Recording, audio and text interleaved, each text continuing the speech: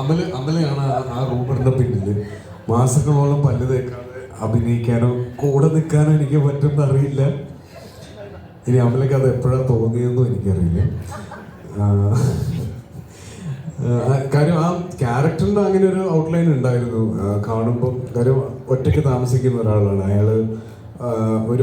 ഒരു സമയം കഴിഞ്ഞപ്പോൾ അയാൾ ലുക്സിനെ പറ്റിയിട്ടോ അല്ലെങ്കിൽ അയാളുടെ ജീവിത രീതിയെ പറ്റിയിട്ടൊന്നും അയാൾ ബോധേഡ് അല്ല. സോഴ്സസ് അങ്ങനെ സൗകര്യമില്ലാത്തതുകൊണ്ടൊന്നുമല്ല, പുള്ളി ബോധേഡ് അല്ലായിരുന്നു. ആരും കാണാനില്ല. അപ്പോൾ അങ്ങനെ ഉണ്ടായിരുന്നു. പക്ഷെ ഞാനതിനു വേണ്ടി പല്ല് തേക്കാതിരുന്നിട്ടൊന്നുമില്ല. പിന്നെ ആ പല്ല് ഒരു പ്രോസ്തറ്റിക് ആണ്. ഒരു ഡോക്ടറെ കൊണ്ട് നമ്മുടെ റോണക്സ് മേക്കപ്പ് ആർട്ടിസ്റ്റ് ഉണ്ടാക്കിയതാണ്.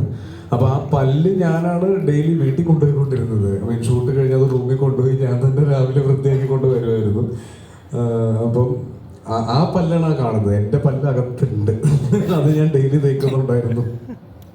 എന്നിട്ട് ആ ഡെയിലി ഒരു സെൽഫി എടുത്ത് അയക്കും വീട്ടിലേക്ക് പിള്ളേർക്ക് ഗുഡ് മോർണിംഗ്.